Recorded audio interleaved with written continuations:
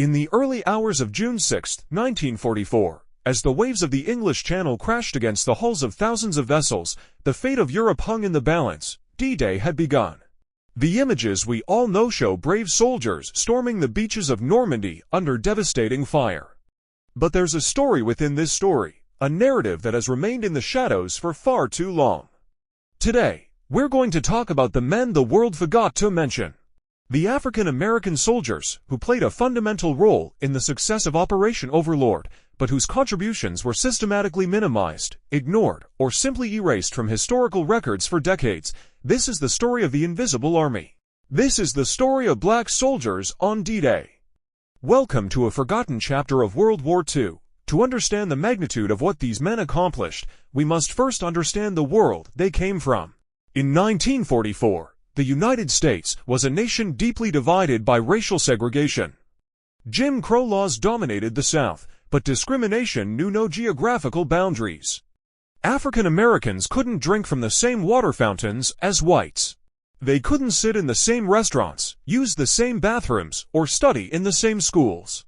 In many states, they were denied the right to vote through poll taxes, fraudulent literacy tests, and the violent intimidation of the Ku Klux Klan. And yet, when their country called them to arms, they answered. More than 1 million African Americans served in the armed forces during World War II, but even in uniform, segregation followed them. The United States Army of 1944 was a completely segregated institution. Black units were separated from white ones, officers were predominantly white. And there existed a deeply ingrained belief in the military hierarchy that black soldiers were inferior in combat, a pernicious lie that had no basis in reality, but that dictated military policy. This racist belief led to the vast majority of African American soldiers being assigned to service units, quartermaster battalions, engineer companies, transportation units. Jobs considered safe for support roles. The white military establishment believed that black men lacked the courage, intelligence, or discipline for combat. They were completely wrong. Months before the first boot touched the beaches of Normandy, a logistical operation of unprecedented proportions was underway in southern England. Operation Overlord required moving more than 150,000 soldiers across the English Channel, along with tanks, artillery, ammunition, fuel, food, medical supplies, and all the materiel necessary to sustain a massive invasion. This logistical feat would have been absolutely impossible without African American units. Black quartermaster companies were responsible for organizing, packing, and loading tons of supplies. They worked 16, 18, even 20-hour shifts in English ports. They loaded ammunition under dangerous conditions, knowing that a single mistake could result in a catastrophic explosion. African American engineer battalions built critical infrastructure, temporary docks, roads, storage depots. They repaired damaged equipment and kept the machinery of war running. Black transportation units, driving what would become known as the Red Ball Express, were already practicing the routes that would soon carry vital supplies from the beaches to the front lines. But here's the truth that's rarely told. Many of these men weren't just in the rear. Many were directly in the line of fire. The port and amphibious boat companies, composed largely of African American personnel, were the ones who piloted the landing craft toward the beaches under intense enemy fire. These men navigated through the turbulent waves of the English Channel, dodging mines under constant bombardment from German artillery, to deposit assault troops on the beaches. They didn't carry assault rifles. Their job was to deliver others into battle. But that didn't make them any less vulnerable. Many died before their craft ever touched the sand. Now I want to tell you about one unit in particular that deserves special recognition, the 320th Barrage Balloon Battalion. This was a completely segregated unit, composed of African American soldiers, and it was the ONLY Barrage Balloon Battalion that participated in the initial D-Day landing. What's a barrage balloon, you might ask? Imagine enormous aerial balloons, anchored with steel cables, floating above the beaches and ships. Their purpose was to create an aerial net that forced German aircraft to fly higher, making them more vulnerable to anti-aircraft fire and less accurate in their bombing. It sounds simple, even old-fashioned, but it was critical air defense technology. The 320th Battalion arrived at Omaha and Utah beaches in the first waves of the landing. That bears repeating, they were in the first waves. They didn't arrive days later, when the beaches were secured. They arrived when the outcome of the battle was still in doubt, when every meter of sand was under enemy fire. These men landed under a hell of machine gun fire, mortar, and artillery. They had to establish their balloons while bullets whistled around them, while their comrades fell wounded or dead beside them. The work was technically complex and physically exhausting. Each balloon weighed hundreds of pounds and required multiple men to handle it. The steel cables had to be firmly anchored in the sand, which meant digging in exposed terrain while under fire. And once the balloons were in the air, the work didn't end.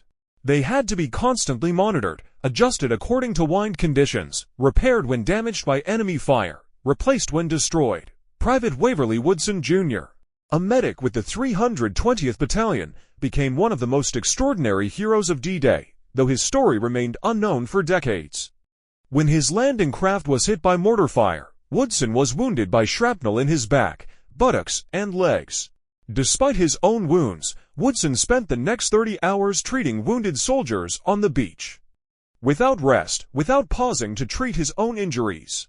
He established an improvised first aid station and treated more than 200 wounded men. He performed emergency amputations.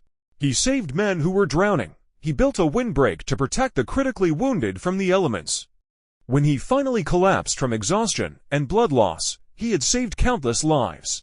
His commander nominated him for the Medal of Honor, the United States' highest military decoration. It was denied. Waverly Woodson Jr. never received the Medal of Honor. He received a Bronze Star, a significant recognition, but not the one he deserved. Why? The uncomfortable answer is that, in 1944, America wasn't ready to recognize a black hero with its highest military honor. While the 320th Barrage Balloon Battalion defended the skies above Normandy, other African American units were performing equally critical and dangerous work on the water and on the beaches themselves. The port companies officially designated as port battalions and transportation corps units were the unsung heroes of D-Day logistics. And they were overwhelmingly composed of black soldiers. These men operated the DUKW amphibious vehicles, affectionately known as ducks. These six-wheeled amphibious trucks were engineering marvels that could drive on land and float on water, making them perfect for ferrying supplies from ships offshore to the beaches. But operating ADUKW on D-Day wasn't a safe assignment, far from it. The 1st and 11th Port Battalions, both predominantly African American units, began operations on D-Day itself. Their Duke was shuttled back and forth between the larger vessels anchored offshore and the contested beaches, carrying ammunition, food, medical supplies, and fuel. These men landed under a hell of machine gun fire, mortar, and artillery. They had to establish their balloons while bullets whistled around them, while their comrades fell wounded or dead beside them. The work was technically complex and physically exhausting. Each balloon weighed hundreds of pounds and required multiple men to handle it. The steel cables had to be firmly anchored in the sand, which meant digging in exposed terrain while under fire. And once the balloons were in the air, the work didn't end.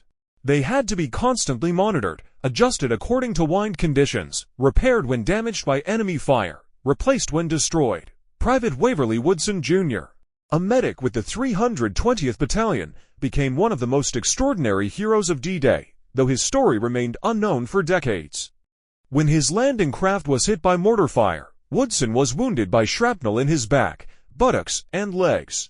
Despite his own wounds, Woodson spent the next 30 hours treating wounded soldiers on the beach. Without rest, without pausing to treat his own injuries. He established an improvised first aid station and treated more than 200 wounded men. He performed emergency amputations. He saved men who were drowning. He built a windbreak to protect the critically wounded from the elements. When he finally collapsed from exhaustion and blood loss, he had saved countless lives. His commander nominated him for the Medal of Honor, the United States' highest military decoration. It was denied. Waverly Woodson Jr. never received the Medal of Honor. He received a Bronze Star, a significant recognition, but not the one he deserved. Why? The uncomfortable answer is that, in 1944, America wasn't ready to recognize a black hero with its highest military honor. While the 320th Barrage Balloon Battalion defended the skies above Normandy, Other African American units were performing equally critical and dangerous work on the water and on the beaches themselves. The port companies officially designated as port battalions and transportation corps units were the unsung heroes of D-Day logistics. And they were overwhelmingly composed of black soldiers. These men operated the DUKW amphibious vehicles, affectionately known as ducks. These six-wheeled amphibious trucks were engineering marvels that could drive on land and float on water, making them perfect for ferrying supplies from ships offshore to the beaches. But operating a DUKW on D-Day wasn't a safe assignment, far from it. The 1st and 11th Port Battalions, both predominantly African American units, began operations on D-Day itself. Their Duke was shuttled back and forth between the larger vessels anchored offshore and the contested beaches, carrying ammunition, food, medical supplies, and fuel. If the port companies were the circulatory system of the invasion, the engineer battalions were the skeleton, the infrastructure that held everything together. The 969th, 970th, and 971st Engineer Maintenance Companies were all African American units that landed in Normandy in the days immediately following D-Day. Their mission was to repair damaged equipment, clear obstacles, build roads, and construct temporary bridges. But again, the term support troops is deeply misleading. The 969th landed on Utah Beach on June 11th. Their assignment was to establish a maintenance depot to repair damaged tanks, trucks, and artillery pieces. But Utah Beach, even 5 days after the initial landing, was far from secure. German artillery still had range on portions of the beach. The Luftwaffe, though weakened, still conducted bombing raids. These engineers worked in the open, often without overhead cover, repairing vehicles that were desperately needed at the front. A tank that could be repaired and returned to service in hours could make the difference between a successful advance and a costly stalemate. The 320th Engineer Battalion, not to be confused with the 320th Barrage Balloon Battalion, performed even more dangerous work. They were tasked with clearing mines and obstacles from the beaches and inland roads. Mine clearance is one of the most nerve-wracking jobs in warfare. You're searching for devices specifically designed to kill you, often by hand, probe by probe, inch by inch.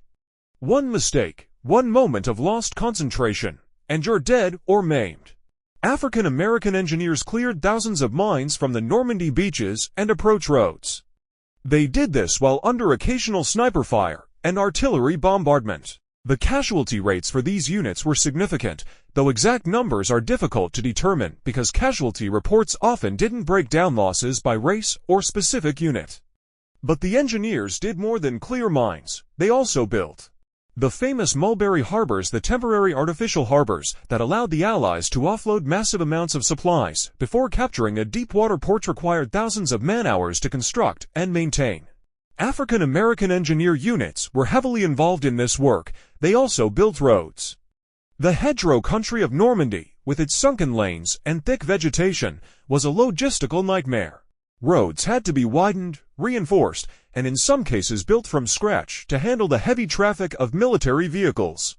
The 582nd Engineer Dump Truck Company, an all-black unit, hauled tons of gravel, dirt, and construction materials to build these roads. They worked in convoys, often at night to avoid German observation, driving without headlights on unfamiliar roads, sometimes coming under artillery fire. Technical Sergeant William McBurney of the 582nd later wrote in his memoir, "They told us we were truck drivers, not combat soldiers. But when the shells started falling, we bled just as red. And we kept driving, because we knew the guys up front were counting on us." This is a critical point that needs to be emphasized. The artificial distinction between combat and support troops breaks down completely in modern warfare, and it certainly broke down in Normandy. Everyone was in danger, everyone was essential, and everyone deserved recognition for their service. Of all the jobs performed by African American soldiers in support of D-Day and the Normandy campaign, perhaps the most dangerous was ammunition handling. The 492nd, 493rd, and 494th Port Battalions, along with numerous quartermaster truck companies, were responsible for moving ammunition from ships to shore, from shore to forward supply dumps, and from supply dumps to the units at the front. Ammunition handling is inherently dangerous. You're working with explosives. Artillery shells, mortar rounds, small arms ammunition, grenades, mines, all of it has the potential to explode if mishandled. Now add the conditions of Normandy, equipment being offloaded hastily in rough surf, crates being dropped, shells getting wet or damaged, and the ever-present threat of German artillery fire or bombing raids hitting ammunition stockpiles. The result was that ammunition handlers faced constant danger, not just from the enemy, but from the very materials they were handling.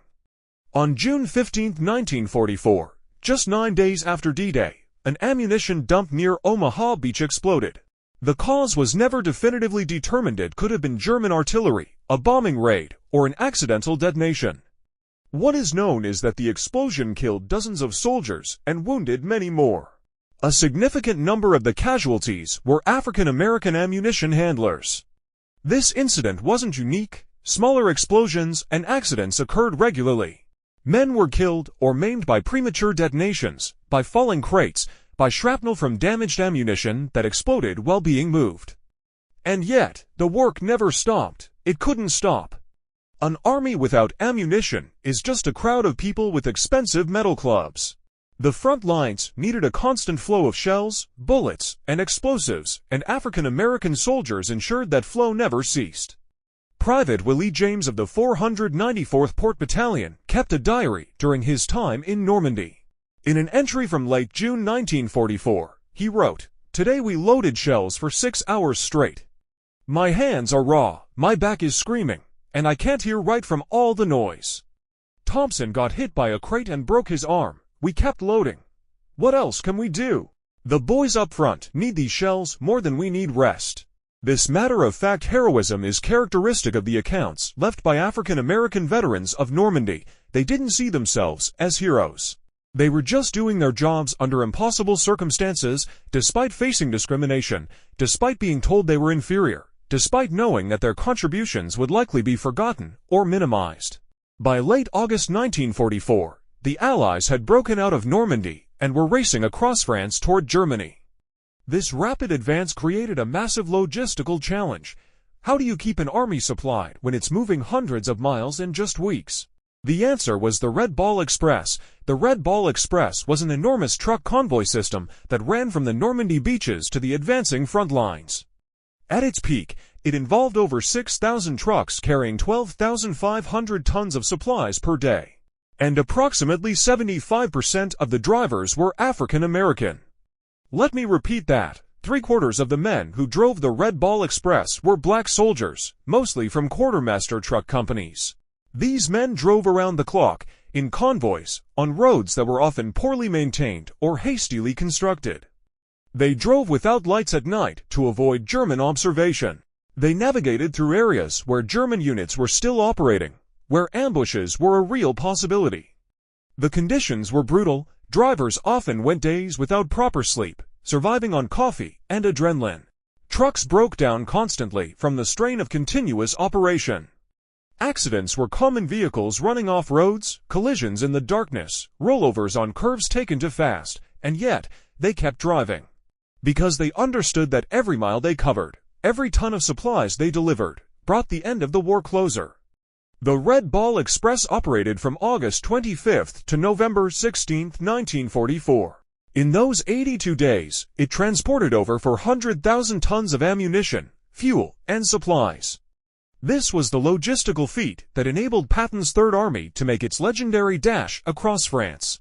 When historians talk about Patton's brilliance as a commander, they rarely mention that his army would have ground to a halt without fuel and ammunition. And those supplies were delivered, overwhelmingly, by African American drivers who faced exhaustion, danger, and discrimination, and still got the job done. Sergeant Roscoe Brown of the 3,630th Quartermaster Truck Company later reflected, "We knew we were doing something important. We could feel it every time we delivered supplies and saw those tanks roll out or those artillery pieces start firing. We knew we'd made that possible. But we also knew nobody back home would hear about us. We were the invisible men, even in our own army." While much attention has been given to the ground forces and logistics units, there's another critical component of the D-Day operation that's often overlooked: air defense. And here too, African American soldiers played a vital role. The 320th Barrage Balloon Battalion wasn't the only African American air defense unit in Normandy. Several African American anti-aircraft artillery battalions were deployed to protect the invasion force from the Luftwaffe. The 333rd Field Artillery Battalion was an all-black unit that arrived in Normandy shortly after the initial landings. While officially designated as field artillery, they were often tasked with anti-aircraft defense, particularly protecting supply depots and port facilities from German air raids. Now, by June 1944, the Luftwaffe was a shadow of its former self. Allied air superiority was overwhelming. But overwhelming doesn't mean complete. German aircraft still conducted raids, particularly at night, targeting the massive concentration of Allied ships, supplies, and troops in the beachhead area.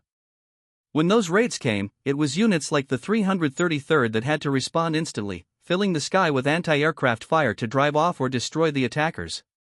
The 969th Field Artillery Battalion, another African American unit, was equipped with anti-aircraft guns and deployed to defend critical infrastructure in the rear areas. These weren't safe positions. German bombers specifically targeted ammunition dumps, fuel depots, and port facilities, exactly the locations these units were defending. Operating anti-aircraft guns requires split-second timing and nerves of steel. You hear the drone of engines in the darkness. You scan the sky, trying to spot the aircraft before it spots you. When you open fire, the muzzle flash from your own guns makes you a target. And if you fail to shoot down the bomber, its payload might land right on top of you. Corporal Samuel Madison of the 969th described one engagement in his post-war testimony. We heard them coming just after midnight. 2, maybe 3 Junkers bombers. We started firing, tracer rounds lighting up the sky like the 4th of July. I don't know if we hit anything, but they turned away. Later we found out they'd been heading for an ammo dump half a mile from our position. If they'd hit that, none of us would be here. These men understood that their role, while perhaps less glamorous than storming a beach, was absolutely essential to the success of the invasion. Every bomber they turned away, every aircraft they damaged or destroyed, meant more supplies reaching the front lines, more soldiers staying alive. We've already discussed the extraordinary heroism of Waverly Woodson Jr., the medic from the 320th Barrage Balloon Battalion who saved over 200 lives on Omaha Beach despite being wounded himself. But Woodson wasn't alone. Hundreds of African American medics served in Normandy, and their contributions were equally vital. The segregated nature of the U.S. military in 1944 created a complicated situation for medical personnel. Officially, medical units were segregated, with black medics assigned to treat black soldiers and white medics treating white soldiers. But in the chaos of combat, these distinctions often broke down completely. Medics went where they were needed, treating whoever was wounded, regardless of race. The 333rd Medical Battalion was an African American unit that established field hospitals and aid stations throughout the Normandy beachhead. These weren't safe positions far from the fighting. Aid stations had to be close to the front lines to save lives. The faster a wounded soldier received treatment, the better his chances of survival. This meant that medical personnel were constantly exposed to artillery fire, sniper attacks, and the general chaos of combat. And unlike combat soldiers, medics were often unarmed or only lightly armed. Their job was to save lives, not take them. The Geneva Conventions were supposed to protect medical personnel, but they offered only theoretical protection. In practice, German artillery didn't distinguish between a command post and an aid station. Shells fell where they fell. Shrapnel didn't check whether you were wearing a Red Cross armband. Private Edward Jones, a medic with the 333rd Medical Battalion, later recalled, "The worst part wasn't the danger, it was the helplessness. You'd see a boy bleeding out, and you'd do everything you knew how to do, and sometimes it just wasn't enough. Sometimes they died in your arms anyway. And then you'd have to move on to the next one, because there were always more wounded." African American medics faced an additional burden. They had to prove themselves constantly. The racist assumption that black soldiers were inferior extended even to medical personnel. Some white soldiers initially refused treatment from black medics, preferring to wait for white medical personnel even when their wounds were serious. But competence and compassion broke down these barriers. A medic who saves your life doesn't care what color you are, and you quickly stop caring what color he is. Captain John Long, a white infantry officer, wrote in a letter home in July 1944, "I had my doubts about the Negro medics at first, I'll be honest. But I watched one of them work on my sergeant after he took shrapnel to the chest. That medic was calm, efficient, and he saved Tom's life. I don't care what color a man is if he's got that kind of skill and courage." The medical units also faced the grim task of handling casualties after major battles. Collecting the wounded from the battlefield, evacu.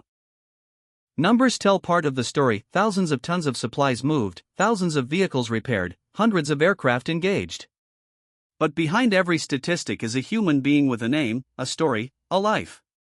Let me tell you about some of these men. Private First Class Bruce Haywood was a truck driver in the 3630th Quartermaster Truck Company. He drove for the Red Ball Express, making the grueling run from Normandy to the front lines repeatedly. On September 3, 1944, his convoy was attacked by German aircraft. His truck was hit and caught fire. Haywood was burned but managed to escape. Instead of seeking medical treatment, he helped rescue supplies from burning vehicles and remained with his unit. He was eventually awarded the Bronze Star, but his story was virtually unknown outside his family until researchers uncovered it decades later. Sergeant Edward A. Carter Jr. had a remarkable story even before D-Day. Born in Los Angeles, he'd fought with the Abraham Lincoln Brigade in the Spanish Civil War against fascism. When World War II broke out, he volunteered for the U.S. Army but was assigned to a quartermaster unit because of his race, despite his combat experience. Carter served in Normandy with the 56th Quartermaster Truck Company. He repeatedly requested transfer to a combat unit. His requests were denied. Finally, during the Battle of the Bulge in December 1944, when the German counteroffensive created a desperate need for soldiers, Carter got his chance. He distinguished himself in combat, was severely wounded, and was eventually awarded the Distinguished Service Cross. But here's the telling detail: Carter was recommended for the Medal of Honor, but it was denied. It took until 1997, more than 50 years later, for Carter to finally be awarded the Medal of Honor posthumously, when a review of discrimination in military awards led to the belated recognition of 7 African American World War II soldiers. Then there's the story of Staff Sergeant Reuben Rivers, who served with the 761st Tank Battalion, the famous Black Panthers.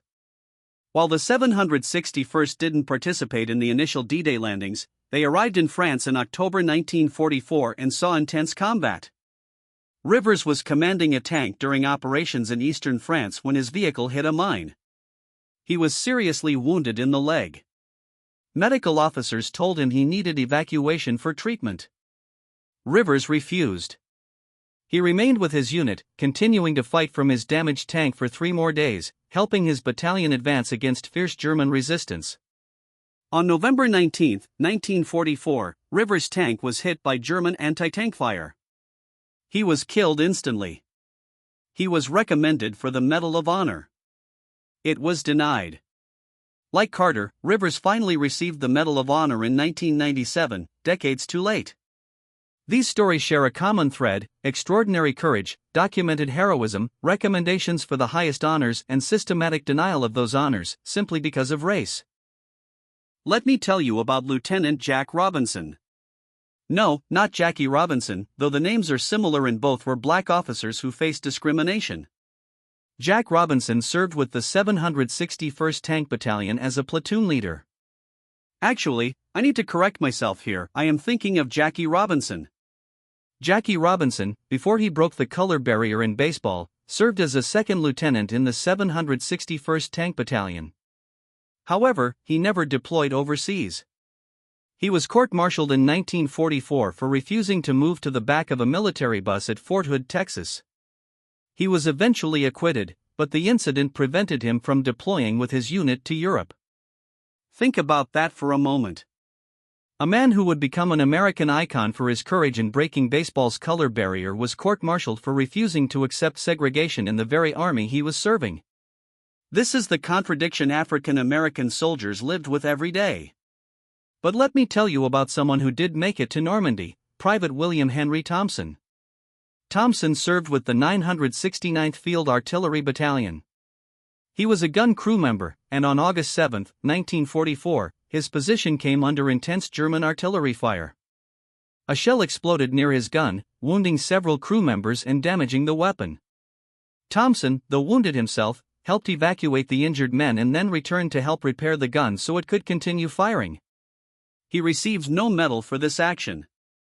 It was simply what was expected. And Thompson, like so many others, did his duty without recognition, without fanfare, without even the basic respect he deserved as a soldier. So how did this happen? How did the contributions of tens of thousands of African American soldiers get systematically written out of the D-Day narrative? The answer is complex, uncomfortable, and deeply rooted in American racism. First, there was the military's own segregation policy. By separating black soldiers into their own units, often designated as support or service troops, the military created a built-in narrative that these men weren't real combat soldiers. Never mind that many of them faced combat conditions. Never mind that support was absolutely essential to military operations. The label stuck. Second, there was the post-war narrative construction. When historians, filmmakers, and journalists told the story of D-Day in the years immediately following the war, they focused overwhelmingly on white combat units. The 1st Infantry Division, the 29th Infantry Division, the Rangers at Point du Hoc, the paratroopers of the 82nd and 101st Airborne, these became the iconic images of D-Day. The port battalions, the truck companies, the engineer units, the barrage balloon operators, they simply weren't part of the story being told. And since these units were predominantly black, African American contributions vanished from the narrative. Third, there was deliberate suppression. The military's historical documentation was sparse when it came to African American units. After-action reports were less detailed. Recommendations for medals and commendations were denied or downgraded. Photographs and film footage disproportionately featured white soldiers. This wasn't accidental. The U.S. military in the 1940s and 1950s was still deeply committed to segregation and still subscribed to racist beliefs about black inferiority. Highlighting African American heroism and competence contradicted the justification for segregation. Fourth, there was the economic dimension. In the 1950s and 1960s, when the Great World War II memoirs and histories were being written, black veterans had less access to publishers, less access to platforms, and less economic ability to self-publish. Their stories remained untold because they lacked the means to tell them. And finally, there was the broader social context. America in the 1950s was still deeply segregated. The civil rights movement was just beginning. Mainstream America wasn't interested in hearing about black heroism, because acknowledging that heroism would undermine the racist social order. The result was a historical whitewashing, literally. The story of D-Day became a story of white heroism, and the contributions of African American soldiers were relegated to footnotes, if they were mentioned at all. This began to change, slowly, in the 1980s and 1990s, as a new generation of historians started asking questions.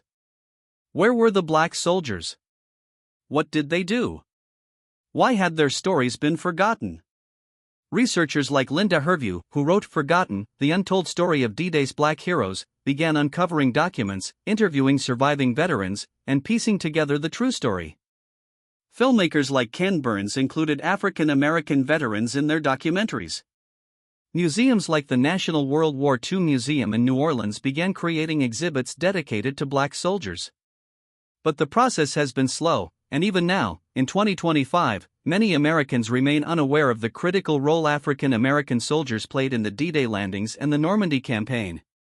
When the war in Europe ended in May 1945, African American soldiers who had served in Normandy and across the European theater began the journey home. They had fought for freedom. They had risked their lives. Many had seen their friends die. They had contributed to the defeat of fascism and tyranny. They returned to an America that still treated them as second-class citizens. The contradiction was stark and painful. These men had worn the uniform of the United States. They had served honorably, courageously, and effectively. And yet, when they returned home, they found the same segregation, the same discrimination, the same racism they had left behind. In the South, black veterans returning in uniform were often seen as threats to the racial order. There were numerous incidents of violence against African American veterans.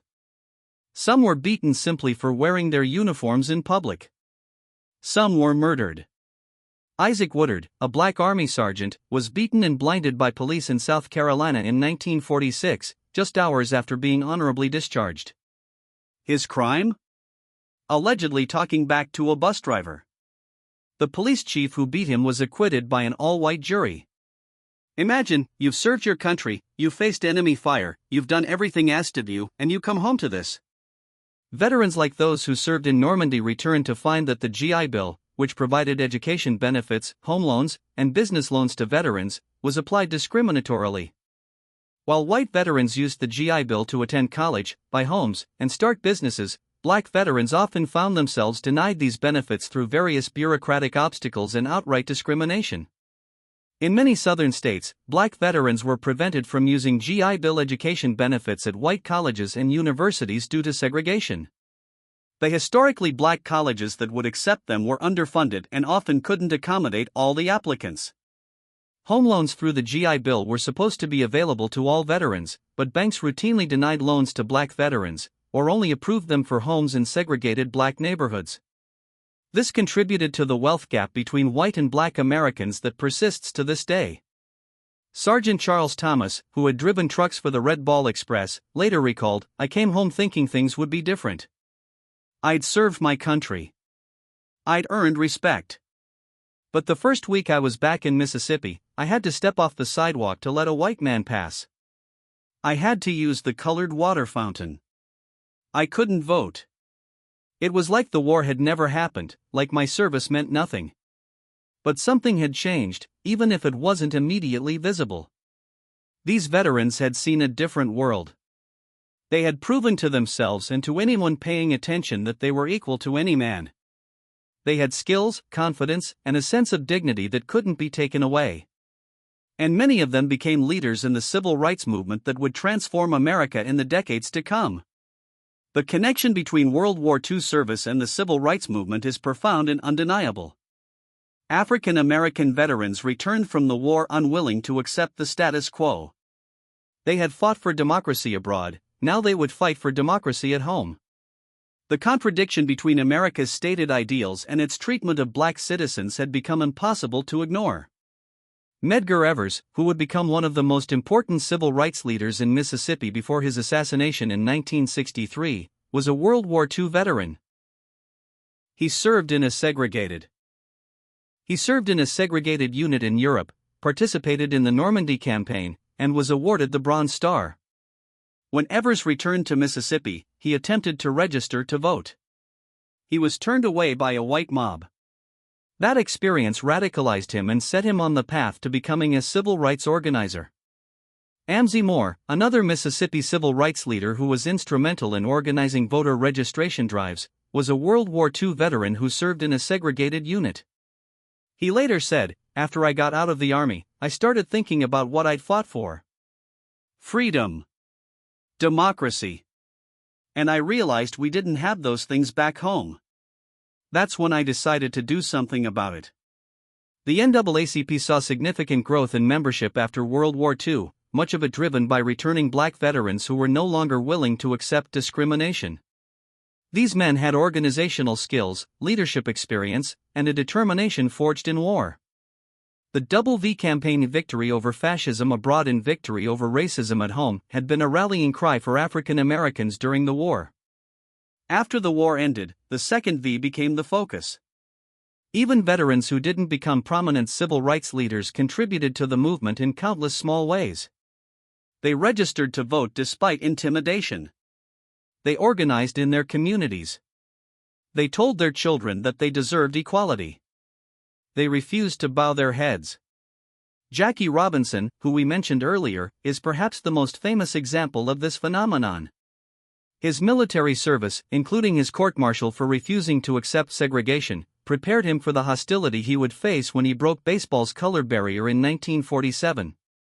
His courage inspired millions of African Americans to demand their rights. But there were thousands of other veterans whose names we don't know, who made similar contributions in their own communities, who pushed for change in ways large and small. The Montgomery bus boycott of 1955 to 1956, one of the pivotal events of the civil rights movement, was organized and sustained in part by black veterans who had served in World War II. They provided security for Dr. Martin Luther King Jr. They organized carpools. They stood firm in the face of white violence. When civil rights workers faced violence from white supremacists in the 1960s, it was often black veterans who provided protection. The Deacons for Defense and Justice, an armed self-defense organization that protected civil rights workers in Louisiana and Mississippi, was composed largely of World War II and Korean War veterans. These men understood that sometimes freedom has to be defended, a lesson they had learned on the beaches of Normandy and in the hedgerows of France.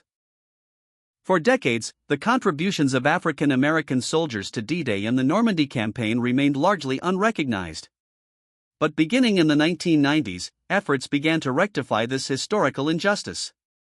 In 1997, President Bill Clinton awarded the Medal of Honor to 7 African American World War II veterans who had been denied the honor due to racial discrimination. This came after a comprehensive study by Shaw University concluded that racial discrimination had prevented black soldiers from receiving the Medal of Honor during the war. Among those honored was Staff Sergeant Edward A. Carter Jr., whose story we discussed earlier. Also honored was First Lieutenant John R. Fox, who had called artillery fire down on his own position to stop a German advance, sacrificing his life to save his unit. The 1997 ceremony was a powerful moment of recognition, but it was also bittersweet. Only one of the 7 recipients, Vernon Baker, was still alive to receive the medal in person. The others received it posthumously, decades too late. In 2015, Waverly Woodson Jr., the medic who saved over 200 lives on Omaha Beach, was finally awarded the Distinguished Service Cross, the nation's second highest military decoration. His family and supporters continue to advocate for upgrading the award to the Medal of Honor, which his actions clearly warranted. In 2019, the 6,888th Central Postal Directory Battalion, an all-black women's Army Corps unit that served in Europe, was finally recognized with a Congressional Gold Medal. While this unit didn't participate in D-Day itself, their service highlights the broader pattern of unrecognized African American contributions to World War II. Museums and memorials have also begun to tell a more complete story. The National D-Day Memorial in Bedford, Virginia, now includes exhibits on African American contributions. The National World War II Museum in New Orleans has dedicated significant space to telling the stories of black soldiers. In Normandy itself, efforts have been made to recognize all who served. The Normandy American Cemetery contains the graves of over 9,000 American servicemen, including African Americans who died in the campaign. Their graves are marked with crosses and stars of David, with no indication of race. In death, they achieved an equality that was denied them in life. Local French communities have also honored African American soldiers. In 2004, the village of St. Mireglès erected a memorial to the 320th Barrage Balloon Battalion, recognizing their role in defending the skies above Normandy. But perhaps the most important recognition has come through education. Schools now teach about the contributions of African American soldiers to World War II. Books like Linda Herview's Forgotten and documentaries like The Liberators have brought these stories to wider audiences. You might be asking, why does this history matter now? Why spend time uncovering stories from 80 years ago? The answer is simple, because the truth matters. Because these men deserve recognition. And because the lessons of this history remain profoundly relevant today. First, this history reminds us that contributions to society often go unrecognized when they come from marginalized groups. African American soldiers played a critical role in one of the most important military operations in history, and their contributions were systematically erased. This pattern repeats throughout history: the labor of immigrants, the innovations of women, the sacrifices of the working class. All too often, those who do essential work are rendered invisible. Second, this history demonstrates the pernicious nature of institutional racism. The segregation of the U.S. military wasn't just morally wrong, it was inefficient and counterproductive. It led to the misallocation of talented individuals, denied recognition to deserving heroes, and created unnecessary friction in military operations. Racism harms everyone, even those who think they benefit from it. Third, this history shows the resilience and dignity of people facing injustice. African American soldiers in Normandy didn't let discrimination stop them from doing their duty. They served honorably despite being treated dishonorably. They maintained their humanity in the face of dehumanization. That's a lesson worth remembering. Fourth, this history illustrates how change happens. The veterans of World War II didn't accept the status quo when they returned home. They organized. They demanded their rights. They became leaders in the civil rights movement. Social progress doesn't happen by accident, it happens because people make it happen, often at great personal cost. Fifth, this history reminds us of the importance of telling complete stories. History isn't just about the famous generals and the dramatic battles. It's about the thousands of ordinary people whose labor, sacrifice, and courage made those dramatic moments possible. When we tell incomplete histories, we create incomplete understandings of the world. And finally, this history is a reminder that the arc of the moral universe may bend toward justice, as Dr. King said, but it doesn't bend by itself. It takes effort, courage, and persistence to uncover buried truths, to challenge dominant narratives, to demand recognition for those who have been forgotten. The story of African American soldiers in Normandy is not just a World War II story. It's an American story. It's a human story. It's a story about courage under fire, about dignity in the face of discrimination, about excellence despite obstacles, and about contributions that demand recognition even if they were denied it for decades. As of 2025, very few veterans of World War II remain alive. The youngest veterans would now be in their late 90s or older. Each year, we lose more of these living connections to history. The African American veterans of Normandy are no exception. Most have already passed away, taking their stories with them. Those who remain are precious repositories of memory, and their testimonies are invaluable. Organizations like the National World War II Museum and the Veterans History Project at the Library of Congress have worked to record the testimonies of these veterans before it's too late. Thousands of interviews have been conducted, preserving first-hand accounts of the war. But there's an urgency to this work. Every day that passes is another day we might lose the last witnesses to this history.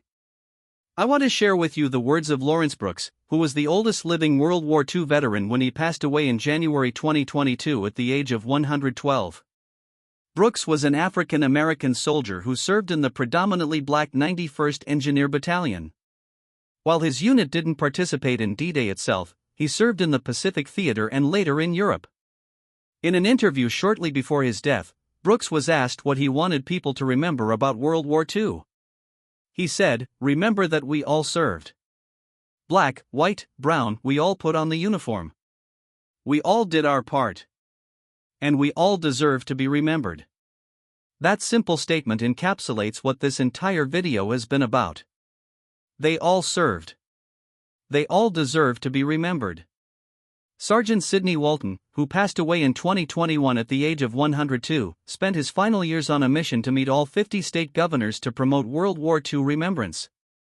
Walton, an African American veteran, understood that his generation's story was fading from memory, and he was determined to keep it alive. When interviewed about his motivation, Walton said, "We're all dying off. Pretty soon, there won't be any of us left. But the story shouldn't die with us. The next generation needs to know what we did, what we sacrificed. Not for glory, but so they understand the cost of freedom." These men aren't asking for special treatment. They're asking for what they always deserved: recognition, respect, and a place in the historical record. As we approach the conclusion of this video, I want to leave you with a challenge. The next time you see a movie about D-Day, ask yourself, where are the black soldiers? When you visit a World War II memorial, look for the names and stories of African American servicemen. When you read a history of the Normandy campaign, check whether it mentions the port battalions, the truck companies, the barrage balloon operators. And if those stories are missing, seek them out. They exist. They're in archives, in oral histories, in the memories of surviving family members. They're in academic books and documentary films. They're waiting to be discovered by anyone willing to look. Teach these stories to your children. Include them in your classroom if you're an educator. Write about them if you're a journalist or historian. Make films about them if you're a filmmaker. The story of D-Day is incomplete without them. Support organizations that are working to preserve and share these histories. The National World War II Museum, the Smithsonian's National Museum of African American History and Culture, and countless smaller institutions are doing vital work to ensure these stories aren't lost. And if you have the opportunity, thank a veteran. They're rare now, but if you meet someone who served in World War II, regardless of their race or role, take a moment to express gratitude. These men and women saved the world, and they did it when they were younger than many of us are now. But beyond these specific actions, I want to encourage a broader shift in how we think about history. History is not just a collection of dates and battles and famous people. History is the story of all of us. It's the story of the famous and the forgotten, the powerful and the powerless, those whose names we know and those whose names we'll never know. Every person who contributed to D-Day deserves recognition. The generals who planned the operation, yes. The soldiers who stormed the beaches, absolutely. But also the men who loaded the ships, who drove the trucks, who operated the balloons, who repaired the equipment, who treated the wounded, who buried the dead. Without all of them, D-Day would have failed. It was a collective effort, and the full story includes everyone who played a part.